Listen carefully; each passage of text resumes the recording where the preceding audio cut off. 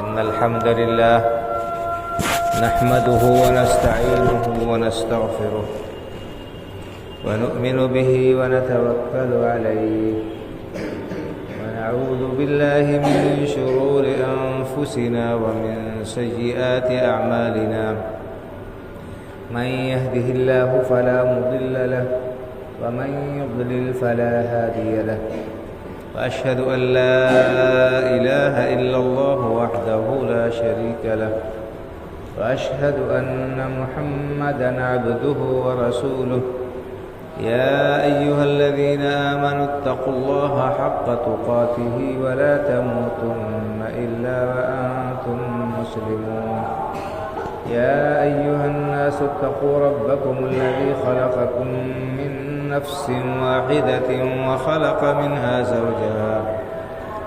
منها زوجها وبث منهما رجالا كثيرا ونساء واتقوا الله الذي تساءلون به والأرحام إن الله كان عليكم رقيبا يا أيها الذين آمنوا اتقوا الله وقولوا قولا سديدا يصلح لكم أعمالكم ويغفر لكم ذنوبكم ومن يطع الله ورسوله فقد فاز فوزا عظيما أما بعد فإن خير الحديث كتاب الله وخير الهدي هدي محمد صلى الله عليه وسلم وشر الأمور محدثاتها وكل محدثة بدعة وكل بدعة ضلالة وكل ضلالة في النار أعوذ بالله من الشيطان الرجيم قد أفلح من تزكى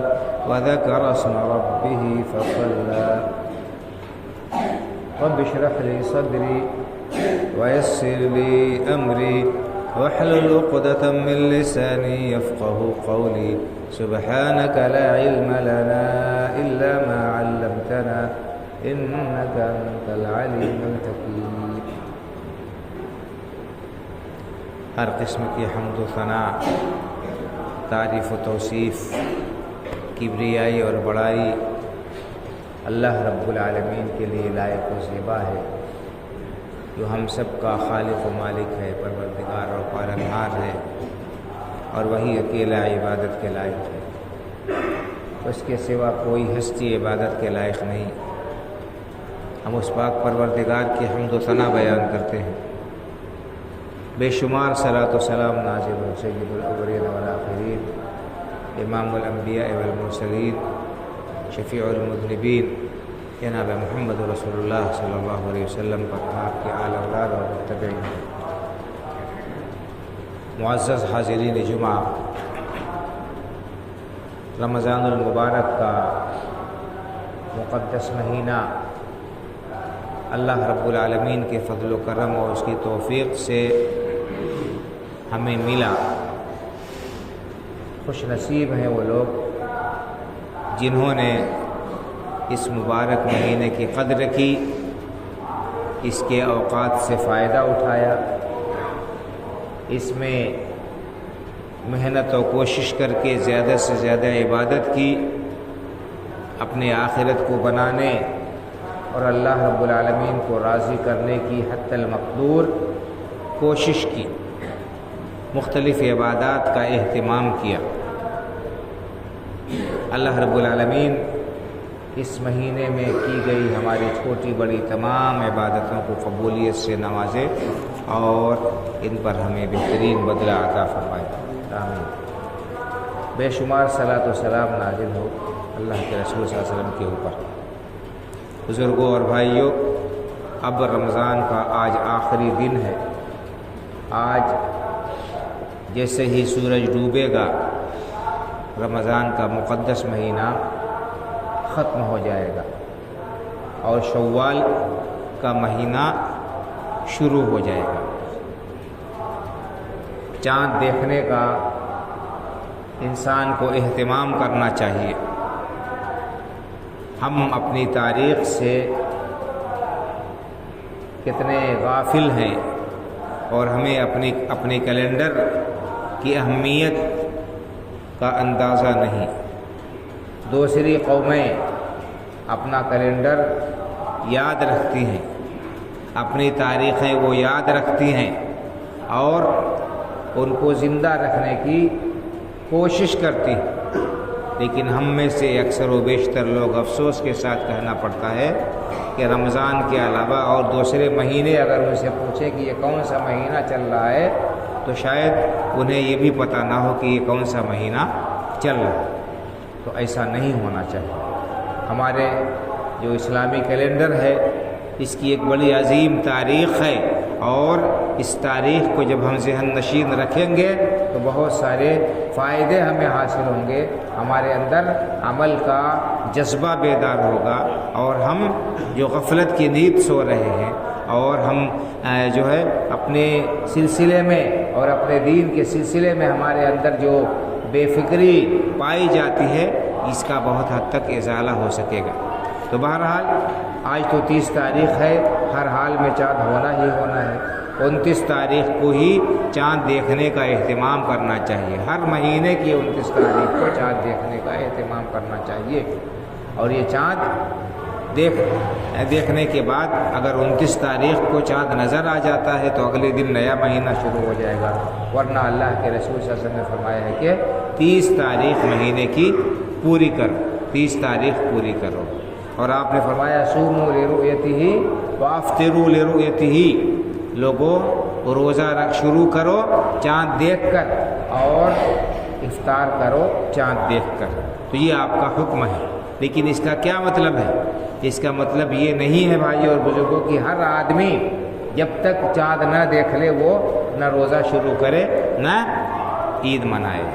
ہمارے یہاں بڑا اختلاف ہوتا ہے، اور جب جماعت کے ذمہ داران رویت کا اعلان کر دیتے ہیں تو بھی بہت سے لوگ چنی چنا کرتے ہیں، ادھر ادھر کے لایعنی اعتراضات کرتے ہیں۔ حدیث میں آیا کہ چاند دیکھ کر روزہ رکھو، حدیث میں آیا کہ چاند دیکھ کر جو ہے عید مناؤ۔ صحیح بات ہے، اللہ کے رسول نے یہ بات بیان فرمائی، لیکن کہیں پر حدیث میں یہ نہیں ہے کہ ہر آدمی چاند دیکھے ضروری ہے، ہر آدمی کا چاند دیکھنا ضروری ہے، ایسا کچھ نہیں ہے۔ رمضان کے چاند کے بارے میں صحابی عبداللہ ابن عمر رضی اللہ تعالیٰ عنہ کہتے ہیں کہ لوگوں نے چاند دیکھنے کی کوشش کی، میں نے چاند دیکھا، اکیلے ایک صحابی انہوں نے رمضان کا چاند دیکھا، اللہ کے رسول صلی اللہ علیہ وسلم کو گواہی دی آپ کے پاس میں کہ میں نے چاند دیکھا ہے۔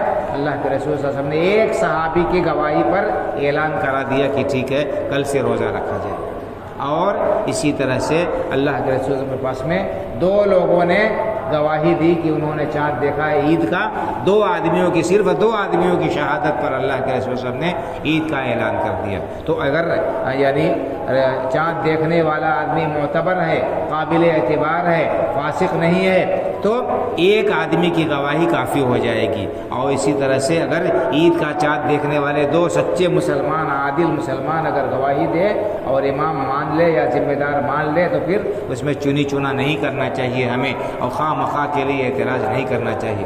ہر آدمی کو منمانی کرنے کی اجازت شریعت میں نہیں ہے، حدیث شریعت میں یہ حکم ہے کہ ذمہ دار جو ہے وہ جو فیصلہ کرے اس کو مانا جائے، اس کو تسلیم کیا جائے۔ المہم یہ چاند کے سلسلے میں یہ بات ہوتی ہے۔ الحمدللہ اس سال کوئی اختلاف نہیں ہوا، سب نے ایک ساتھ روزہ شروع کیا اور بالاتفاق، اور سب نے بالاتفاق ایک ساتھ آج جو ہے سب عید منا رہے ہیں۔ لیکن کبھی کبھی یہ ناخوشگوار صورتحال پیدا ہو جاتی ہے، پیش آتی ہے کہ رمضان میں بھی اختلاف ہو جاتا ہے، چاند ہوا نہیں ہوا، ہوا نہیں ہوا، اور عید میں تو بہت اختلاف ہوتا ہے۔ اس طرح سے جو ہے ہر آدمی اپنی اپنی ڈفلی اور اپنا اپنا راگ بجائے، اس لیے صحیح نہیں ہے۔ جب ذمہ داران جمعیت کے، جماعت کے اور ملک کے موقر لوگ اپنی ذمہ داری پر اعلان کرتے ہیں اس کو مان لینا چاہیے، تسلیم کر لینا چاہیے۔ یہ دلیل دینا کہ چاند دیکھ کر روزہ رکھو، چاند دیکھ کر عید مناؤ، ہر آدمی ہم نے نہیں دیکھا نہیں منائیں گے، یہ باطل بات ہے، یہ غلط ہے۔ اللہ کے رسول صلی اللہ علیہ وسلم نے فرمایا ہے کہ چاند دیکھ کر روزہ رکھو، چاند دیکھ کر افطار کرو، عید مناؤ، اور آپ ہی نے جنہوں نے یہ بات بیان فرمائی، ایک صحابی کی گواہی پر آپ نے رمضان کا اعلان کیا اور 2 لوگوں کی گواہی پر آپ نے عید کا اعلان کیا، عید منائی۔ تو اس لیے ہمیں اس پہلو کو بھی ذہن نشین رکھنا چاہیے۔ اسی لیے اہل علم کی ضرورت ہے۔ آدمی اخبار پڑھ لینے سے یا کوئی ایک کتاب پڑھ لینے سے عالم نہیں ہو جاتا کہ ہم نے بھی پڑھا ہے، ہم بھی جانتے ہیں۔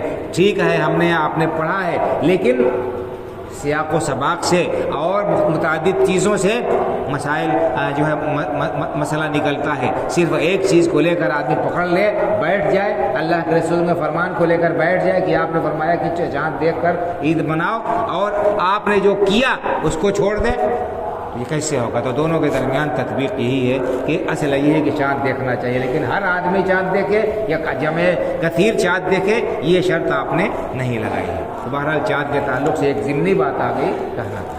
اب چاند نظر آنے کے بعد کیا ہونا چاہیے؟ اللہ رب العالمین کی تکبیر بیان کرنا چاہیے، اللہ کی کبریائی اس کی عظمت کا اعلان ہونا چاہیے۔ اللہ نے کہا، کیا فرمایا؟ وَلِتُكْمِلُوا الْعِدَّةَ وَلِتُكَبِّرُوا اللَّهَ عَلَى مَا هَدَاكُمْ، کہ تم رمضان کے روزوں کی تعداد پوری کرو، اور اللہ نے تمہیں جس ہدایت سے نوازا ہے، جس توفیق سے اللہ نے نوازا ہے، اس پر اللہ رب العالمین کی کبریائی اور بڑائی بیان کرو، اللہ کی تکبیر بیان کرو، اللہ کی بڑائی بیان کرو۔ تو چاند نظر آنے کے بعد سے عید کی نماز شروع ہونے تک جو ہے ہم کو تکبیر کہنا چاہیے، کثرت سے انسان کو تکبیر کہتے رہنا چاہیے۔ ذی الحجہ میں تو ہے ہی، ذی الحجہ کا چاند نظر آنے کے ساتھ سے شروع ہو جاتی ہے تکبیر، اور 13 ذی الحجہ کی عصر تک۔ اسی طرح سے عید الفطر میں بھی چاند نظر آنے کے بعد سے کہ تکبیر انسان کو کہنا چاہیے، انسان کو تکبیر کہنا چاہیے۔ تو یہ چیز یہ ہے۔ اس کے علاوہ اہم ترین کام کیا کرنا ہے ہمیں؟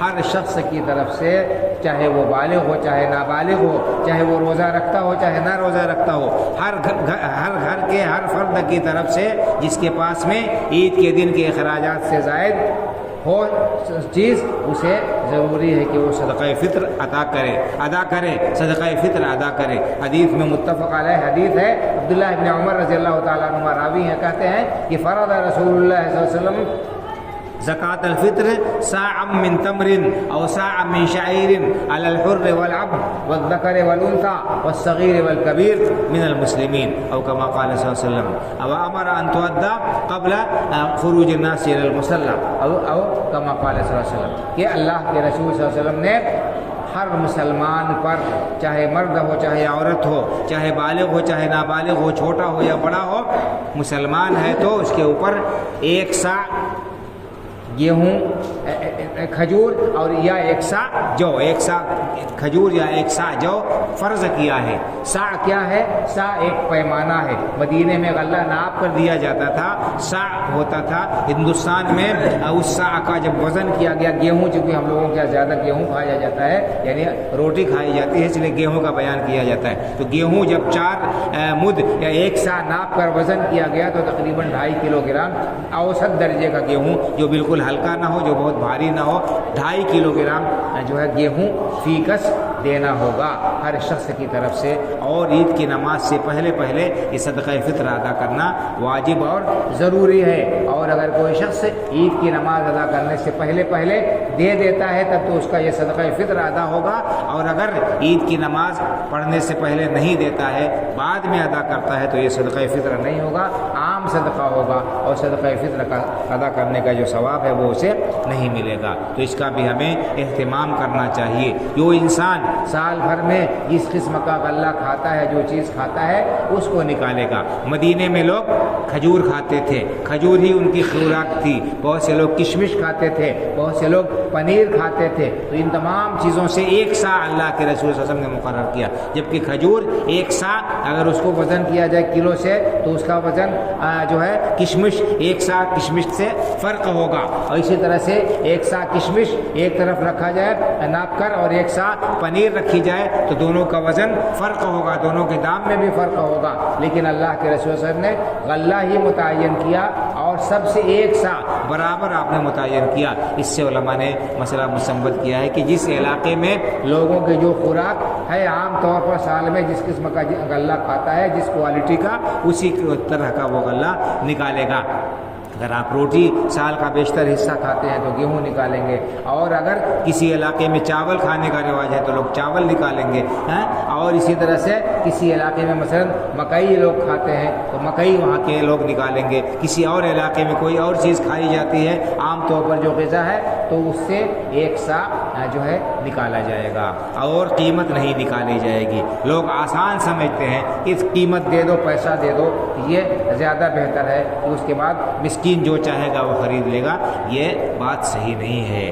علماء کی اکثریت اس بات کی طرف گئی ہے یہ صدقہ فطر میں پیسہ نکالنا درست نہیں ہے۔ کیوں؟ اس لیے کہ اللہ کے رسول صلی اللہ علیہ وسلم کے زمانے میں مدینے میں غلے کے ساتھ ساتھ درہم و دینار، سونے اور چاندی کے سکے بھی پائے جاتے تھے، لیکن اللہ کے رسول صلی اللہ علیہ وسلم نے غلہ ہی متعین کیا اور آپ نے پیسہ متعین نہیں کیا۔ پیسہ متعین نہیں کیا کہ پیسہ دے دو اس کے بدلے میں قیمت نکال دو، بلکہ آپ نے ہر قسم کے غلے سے ایک سا متعین کیا، اس لیے غلہ ہی دینا چاہیے، پیسہ نہیں دینا چاہیے۔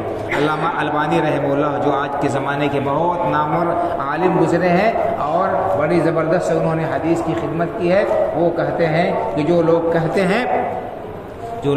ہیں کہ اللہ کے رسول کے پیسہ دے سکتے ہیں وہ دو غلط کام کرتے ہیں۔ ان کے ہاں دو غلطی پائی جاتی ہے۔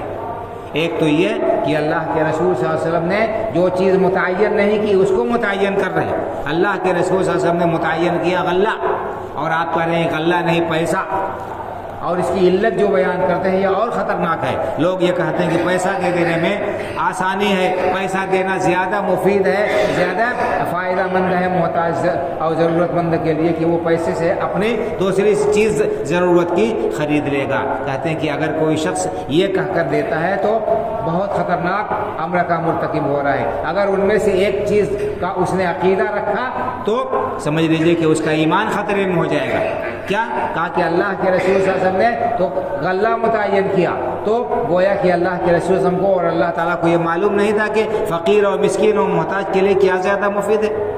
اللہ کے رسول صلی اللہ علیہ وسلم نے غلہ متعین کیا، پیسہ نہیں متعین کیا۔ ہم کہہ رہے ہیں پیسہ دینا یہ زیادہ فائدہ مند ہے، تو اللہ اس کے رسول کو زیادہ معلوم نہیں تھا کہ غریب آدمی کے لیے کیا دینا مفید ہے؟ ہم کو زیادہ معلوم ہے۔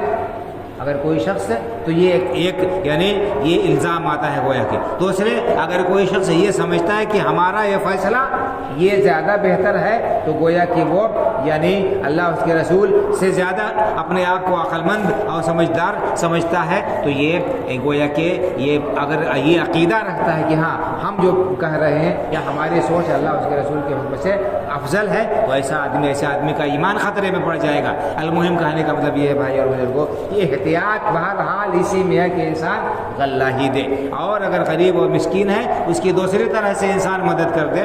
اگر کوئی آدمی صاحب نصاب ہے وہ زکوٰۃ کے ذریعے سے اس کی مدد کرے، کوئی آدمی اگر صاحب نصاب نہیں ہے تو عام صدقہ و خیرات کرے، تھوڑا موڑا جو اس کے بس میں ہے وہ دے۔ ضروری نہیں ہے کہ ہم شریعت کے حکم کو بدل کر کسی کی مدد کریں، شریعت کے حکم کو بدل کر ہم کسی کی مدد کریں، یہ درست بات نہیں ہوگی۔ تو یہ صدقہ فطر فرض ہے، ہر شخص کو دینا چاہیے، اور غلہ دینا بہرحال احتیاط احوط اسی میں ہے۔ اگر بعض لوگوں نے جو بات کہی ہے علامہ البانی رحمہ اللہ کے فتوے کو یا ان کے قول کو ہٹا دیا جائے کہ اس میں اللہ اس کے رسول کے فیصلے پر اپنے فیصلے کو راجح کرنا قرار لازم آتا ہے، کہ گویا کہ اللہ اس کے رسول کے فیصلے سے زیادہ جو ہے بہتر فیصلہ اس شخص کا ہے جو کہتا ہے کہ پیسہ ہم دیں گے، تو یہ بڑی خطرناک بات ہے۔ تو اس چیز کا ہمیں اہتمام کرنا چاہیے، اس کا خیال کرنا چاہیے کہ جتنا کچھ قرآن اور حدیث میں آیا ہے، اللہ کے رسول صلی اللہ علیہ وسلم نے جتنا کچھ بیان فرمایا ہے اس پر ہم اکتفا کریں، اور اپنی طرف سے اس میں عقلی تکہ نہ لگائیں، اپنی طرف سے اس میں ہم عقل کو دخل نہ دیں۔ یہ ہونا چاہیے بھائی اور بزرگوں۔ اس کے بعد ایک چیز آتی ہے عید کا معاملہ۔ عید خوشی کا دن ہے اور خوشی منانا چاہیے انسان کو، اسلام نے اجازت دی ہے، اور اللہ کے رسول صلی اللہ علیہ وسلم نے بیان فرمایا ہے کہ ہمارے عید کے یہ 2 دن ہیں۔ حدیث میں آتا ہے، صحیح حدیث میں، متفق علیہ حدیث میں، کہ اللہ کے رسول صلی اللہ علیہ وسلم جب مدینہ منورہ پہنچے اس وقت وہاں کے لوگ 2 دن سال میں خوشی مناتے تھے، 2 دن تہوار مناتے تھے۔ تو اللہ کے رسول صلی اللہ علیہ وسلم نے ان سے پوچھا تو انہوں نے کہا کہ یہ 2 دن ایسے ہیں کہ زمانے جاہلیت میں ہی ہم لوگ اس میں خوشی مناتے تھے، اس زمانے سے یہ دستور چلا آ رہا ہے۔ تو اللہ کے رسول صلی اللہ علیہ وسلم نے فرمایا کہ ہم اللہ سبحانہ و تعالیٰ نے جاہلیت کے ان دنوں کے بدلے میں اللہ تعالیٰ نے تمہیں 2 دن عطا کر دیے ہیں، اور وہ دن عید الفطر اور عید الاضحیٰ کا ہے۔ اور عید الفطر کے دن اللہ کے رسول کا کیا معمول تھا؟ آپ کا یہ معمول تھا کہ آپ عید کی نماز کے لیے سویرے نکلتے تھے، اور عید کی نماز کے لیے نکلنے سے پہلے صدقہ فطر ادا کرتے تھے، اور کھجوریں کھا کر جاتے تھے۔ کھجور کھا کر آپ نکلتے تھے، طاق عدد میں کھاتے تھے۔ تو اگر کوئی شخص کھجور کھا کر جاتا ہے، کھجور میسر نہیں ہے تو کوئی بھی میٹھی چیز وہ کھا کر جائے، وہ جو ہے کوئی بھی میٹھی چیز کھا کر ہی پھر عیدگاہ جائے، اور وہاں جا کر عیدگاہ میں یا جہاں نماز ہوتی ہے صرف عید کی نماز پڑھیں گے۔ آپ کو معلوم ہے کہ عید کی نماز سے پہلے نہ کوئی نماز ہے، نہ عید کی نماز کے بعد کوئی نماز ہے، اور اسی طرح سے اس کے لیے نہ اذان ہے نہ اقامت ہے۔ عید کی نماز کے لیے نہ اذان ہے نہ اقامت ہے، بلکہ یہ 2 رکعت نماز پڑھی جائے گی، اس کے بعد امام خطبہ دے گا۔ امام 2 رکعت نماز پڑھانے کے بعد خطبہ دے گا۔ جمعہ میں اور عید میں فرق کیا ہے کہ جمعہ میں خطبہ پہلے ہوتا ہے اور نماز بعد میں ہوتی ہے، لیکن عید میں نماز پہلے ہوتی ہے، خطبہ بعد میں ہوتا ہے۔ اسی طرح سے عید کی نماز میں 12 تکبیریں کہی جاتی ہیں، 7 تکبیریں پہلی رکعت میں قرات سے پہلے، اور 5 تکبیریں دوسری رکعت میں قرات سے پہلے۔ اور خوشی منانے کا اللہ کے رسول صلی اللہ علیہ وسلم نے یہ اجازت دی ہے، لیکن یہ اجازت محدود ہے وہاں تک جہاں اللہ کی حدود کو پامال نہ کیا جاتا ہو۔ اللہ رب العالمین کی حدود کو پامال کرنا، غیروں کی طرح سے دیگا مشتی کرنا، شور شرابے کرنا، ہنگامے کرنا، اور اسی طرح سے لغویات میں لگنا اور گانے سننا، یہ ساری چیزیں کیا ہے؟ حرام ہے، ناجائز ہے بھائی اور بزرگوں۔ اسی طرح سے مرد و زن کا اختلاط، مردوں اور عورتوں کا اختلاط، اسی طرح سے بے پردگی، یہ سب چیزیں حرام ہیں، ہمیشہ حرام ہیں۔ عید کے دن بھی ان کی اجازت نہیں کہ ہم اپنے بچیوں کو، جوان بچیوں کو اجازت دے دیں وہ زر قبر کا لباس پہن کر، تنگ لباس پہن کر، نامناسب لباس پہن کر یہاں وہاں آئے جائیں اور راستے میں ہردنگ کریں۔ اسی طرح سے بچے جوان یہاں وہاں کھڑے رہیں ادھر ادھر، یہ صحیح نہیں ہے۔ ویسے بھی اللہ کے رسول صلی اللہ علیہ وسلم نے راستے کا ادب بتایا ہے۔ اللہ کے رسول کی ایک حدیث آپ نے فرمایا ایاکم والجلوس فی الطرقات، صحابہ کرام رضی اللہ تعالیٰ عنہ نے سے کہا کہ ایاکم الجلوس فی الطرقات، لوگوں راستوں میں یہاں وہاں بیٹھنے سے بچو۔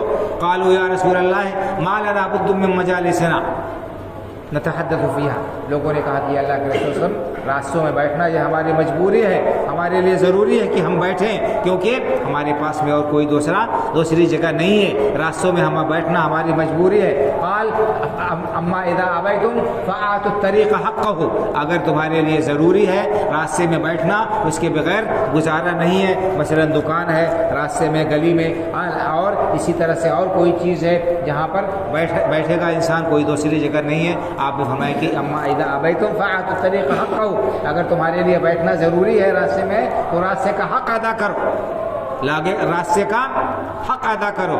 لوگوں نے کہا کہ اللہ کے رسول راستے کا کیا حق ہے؟ تو آپ نے کیا فرمایا غض البصر، راستے کا حق یہ ہے کہ نگاہ پست رکھو۔ پہلی بات آپ نے فرمایا راستے کا یہ حق ہے، اگر راستے پر بیٹھے ہو تو نگاہ پست رکھو، اگر کوئی غیر محرم عورت گزر رہی ہے تو اس کو گھور کر نہیں دیکھو، اس کی طرف نگاہ نہیں اٹھاؤ، یہ حرام ہے۔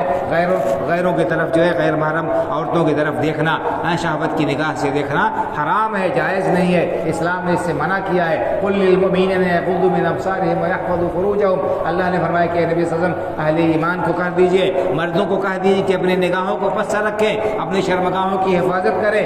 اسی طرح فرمایا قل للمؤمنات یغضضن من ابصارهن ويحفظن فروجهن، اسی طرح سے مسلمان عورتوں سے بھی کہہ دیجئے کہ وہ بھی اپنی نگاہیں پست رکھیں اور اپنے شرمگاہوں کی حفاظت کریں۔ تو آپ نے کیا فرمایا اللہ کے رسول میں؟ اگر کوئی راستے پر بیٹھتا ہے تو نگاہ کی حفاظت رکھے، نگاہ پست رکھے، اور گزرنے والوں پر جو ہے غلط نگاہ نہ ڈالے۔ غض البصر وکف الاذی، اور راستے سے تکلیف دہ چیز دور کرنا، یہ راستے کا حق ہے، یہ راستے کا حق ہے کہ انسان راستہ صاف ستھرا رکھے، راستہ ایسا گندا نہ کر رکھے، تکلیف دہ چیز راستے میں نہ رکھے کہ لوگوں کو آنے جانے والوں کو تکلیف ہو، انہیں پریشانی ہو، انہیں زحمت ہو، اور وہ جو ہے آپ کو برا بھلا کہیں یا آپ کو بد دعا کرے۔ بہت سارے لوگ ہیں اس چیز کا خیال نہیں کرتے ہیں، اپنے گھر کی گندگی ساری راستے میں ڈال دیتے ہیں، کوڑا کرکٹ لا کر راستے میں ڈال دیتے ہیں، یا بہت سے بدبخت ایسے ہیں جو پڑوسیوں کو پریشان کرنے کے لیے یا عام لوگوں کو پریشان کرنے کے لیے اپنے گھر کا گندا پانی راستے میں بہاتے ہیں۔ یہ لعنت کا کام ہے، اللہ کے رسول صلی اللہ علیہ وسلم نے لعنت کی ہے ایسے لوگوں پر جو راستوں کو گندا کرتے ہیں اور راستوں میں تکلیف دہ چیزیں رکھتے ہیں۔ تو آپ نے راستے کا دوسرا حق بتایا کہ کف الاذی، تکلیف دہ چیزوں کو دور کرنا۔ اگر کوئی کنکر پتھر پڑا ہے، اینٹ پڑا ہے، کوئی اور تکلیف دہ چیز پڑی ہے تو اس کو راستے سے، شیشہ پڑا ہے، کانٹا پڑا ہے، کوئی دوسری چیز راستے میں ہے جس سے لوگوں کو تکلیف پہنچ سکتی ہے تو اس کو دور کرے، اور اپنے زبان سے بھی کسی کو تکلیف نہ پہنچائے، کسی کے اوپر چھیٹا کشی نہ کرے، کسی کے اوپر تبصرہ نہ کرے، کسی کا مذاق نہ اڑائے۔ وکف الاذی ورد السلام، اسی طرح فرمائے کہ راستے میں بیٹھے ہو، کوئی سلام کر رہا ہے گزرنے والا تو سلام کا جواب دو، سلام کا جواب دینا یہ بھی راستے کا حق ہے، اللہ کے رسول صلی اللہ علیہ وسلم نے بیان فرمایا ہے۔ اسی طرح فرمایا امر بالمعروف ونہی عن المنکر، راستے میں بیٹھے ہو بھلائی کا حکم دو، برائی سے روکو، لوگوں کو اچھی باتیں بتاؤ، مناسب بات، اگر کسی انسان کو دیکھ رہے ہو کہ کوئی غلط کام کر رہا ہے تو اس کو مناسب انداز سے تنبیہ کرو، اسے بتاؤ، اسے سمجھاؤ کہ آپ کا یہ طرز عمل صحیح نہیں ہے، اور بھی دوسرے نیکی کے کام کی تلقین کرے۔ تو بہرحال اسلام نے اجازت دی ہے کہ خوشی منائے انسان، لیکن یہ خوشی جائز حدود میں ہونی چاہیے، ناجائز حدود میں نہیں ہونی چاہیے۔ اللہ کے ذکر سے انسان غافل نہ ہو جائے، اور اسی طرح سے جو ہے وہ غلط کاموں کا ارتکاب نہ کرے۔ عید کے دن اگر کوئی شخص حرام کاری کرتا ہے، غلط کاری کرتا ہے، خوشی میں آپے سے باہر ہو جاتا ہے تو سمجھ لیجئے کہ وہ اپنے ثواب کو ضائع کر رہا ہے، اور ایسا شخص اپنے نیکیوں کو برباد کر رہا ہے۔ بھائی اور بزرگوں، بہت سارے اقوال سلف کے منقول ہیں جنہوں نے جو عید کے دن انہوں نے کے سلسلے میں انہوں نے کہے ہیں عید کس کی ہے، عید کس شخص کی ہے؟ لیس العید لمن لبس الجدید، عید اس کی نہیں ہے جو نیا نیا لباس پہن لیتا ہے، زر کا لباس پہن لے اور اچھا سے اچھا، قیمتی سے قیمتی جوڑا سے زیب تن کر لے، ایسے شخص کی حقیقت میں عید نہیں ہے۔ انما العید لمن خاف لمن سلم الوعید یا لمن خاف الوعید، حقیقت میں عید تو وہ ہے جو اللہ کی پکڑ سے بچ جائے، جو اللہ کی پکڑ سے ڈرتا ہو، جو حرام کام سے کیا ہے بچتا ہو۔ لیس العید لمن رکب المطایا انما العید لمن سلم من الخطایا، عید اس کی نہیں ہے جو اچھے سے اچھی سواری پر سوار ہوتا ہے، جس کے بعد میں بڑی اچھی سواری ہو۔ حقیقت میں عید تو اس شخص کی ہے جو گناہوں سے دور رہتا ہے، جو گناہوں سے پاک اور صاف زندگی گزارتا ہے۔ تو بہرحال عید میں خوشی منائیں، لیکن اس خوشی میں اللہ کی یاد سے غافل نہ ہو جائے، فرض نماز کو ضائع نہ کر دیں، اور کھیل تماشے میں منہمک ہو کر فرائض سے بے اعتنائی نہ ہونے پائے، سو کر فرض کو ضائع نہ کر دے۔ جیسے رمضان کے مہینے میں ہم نے جو ہے 5 وقتہ نماز جماعت سے پڑھنے کا اہتمام کیا ہے بھائی اور بزرگوں، اسی طرح سے رمضان کے بعد بھی ضروری ہے۔ جس اللہ نے رمضان میں نماز فرض کی ہے، اسی اللہ رب العالمین نے رمضان کے بعد سال کے بعد 11 مہینے جو بچے ہیں ان میں بھی اللہ رب العالمین نے اسی طرح سے نماز فرض کی ہے، وقت کی پابندی کے ساتھ۔ کوئی آزادی نہیں ہے، کوئی منمانی نہیں ہے، اختیار نہیں ہے کہ انسان کی مرضی چاہے نماز پڑھے چاہے نہ پڑھے، نہیں بھائی اور بزرگوں، نماز فرض ہے اور وقت کی پابندی کے ساتھ فرض ہے۔ ان الصلاۃ کانت علی المؤمنین کتابا موقوتا،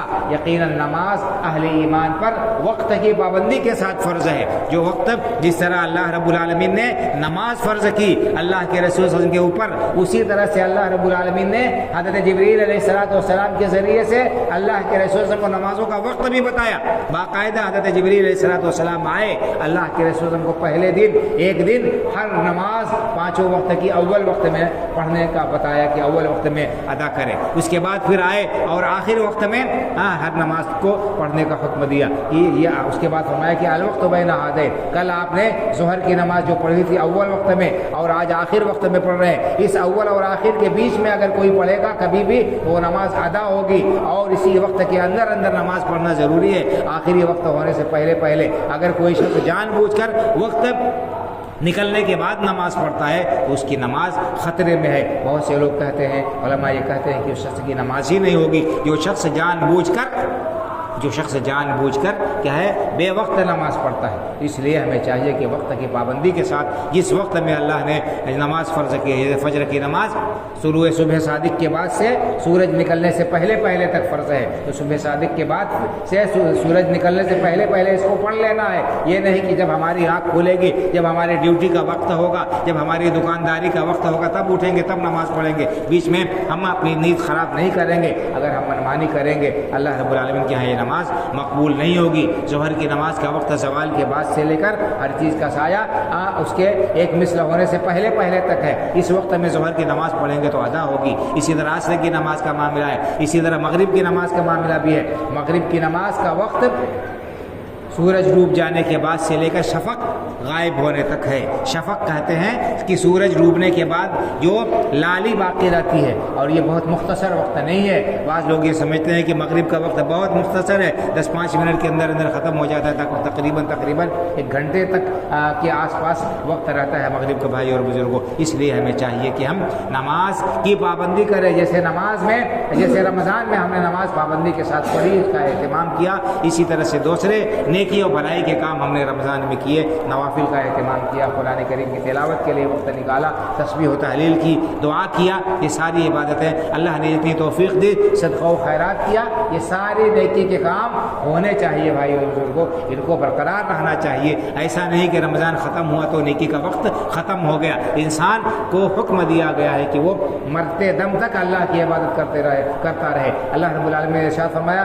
وَاعْبُدْ رَبَّكَ حَتَّى يَأْتِيَكَ الْيَقِينُ، اے نبی کریم صلی اللہ علیہ وسلم اللہ کی عبادت کرتے رہیے، اپنے رب کی عبادت کرتے رہیے یہاں تک کہ آپ کو یقین یعنی موت آ جائے۔ تو موت تک ایک مسلمان اللہ کا بندہ بن کر اور اس کی عبادت و بندگی کرتے ہوئے زندگی بسر کرتا ہے۔ یہ رمضان تو ہمارے لیے ٹریننگ کا موقع ہے، 1 مہینے تک ہم نے ٹریننگ کی ہے۔ اگر اس ٹریننگ کا اثر سال کے بقیہ دنوں میں نہیں رہا تو سمجھ لیجئے کہ ہم رمضان کا جو مقصد تھا یہ روزوں کا، وہ ہمیں حاصل نہیں ہو سکا۔ اللہ رب العالمین سے دعا ہے کہ اللہ تعالیٰ اس ماہ مبارک میں کی گئی ہماری عبادت کو قبول فرمائے، ہم سب کو اللہ رب العالمین معاف فرمائے اور جہنم سے آزاد فرما کر اللہ تعالیٰ ہم سب کا ٹھکانہ جنت الفردوس میں بنائے۔ اللہ تعالیٰ ہماری عید بھی ہر طرح بابرکت ہو، امن و امان کے ساتھ، سکون کے ساتھ اللہ رب العالمین ہمارا یہ تہوار مکمل کرائے، اور اس کے بعد بھی مزید اللہ تعالیٰ نیک کام کرنے کی توفیق عطا فرماتا رہے، اسلام پر زندہ رکھے، ایمان پر ہمارا خاتمہ ہو، آمین۔ اقول قولی ھذا واستغفر اللہ لی ولکم ولسائر المسلمین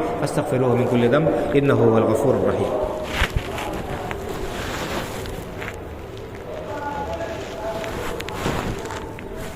ان الحمد للہ نحمده ونستعینه ونستغفره ونؤمن به ونتوکل علیہ ونعوذ باللہ من شرور انفسنا ومن سیئات اعمالنا من يهده الله فلا مضل له ومن يضلل فلا هادي له وأشهد أن لا إله إلا الله وحده لا شريك له وأشهد أن محمدا عبده ورسوله إن الله وملائكته يصلون على النبي يا أيها الذين آمنوا صلوا عليه وسلموا تسليما اللهم صل على محمد وعلى آل محمد كما صليت على إبراهيم وعلى آل إبراهيم إنك حميد مجيد اللهم بارك على محمد وعلى آل محمد كما باركت على إبراهيم وعلى آل إبراهيم إنك حميد مجيد اللهم انصر من نصر دين محمد صلى الله عليه وسلم واجعلنا منهم واخذل من خذل دين محمد صلى الله عليه وسلم ولا تجعلنا منهم عباد الله رحمكم الله إن الله يأمر بالعدل والإحسان وإيتاء ذي القربى وينهى عن الفحشاء والمنكر والبغي يعظكم لعلكم تذكرون فاذكروا الله يذكركم وادعوه يستجب لكم ولذكر الله أكبر والله يعلم ما تصنعون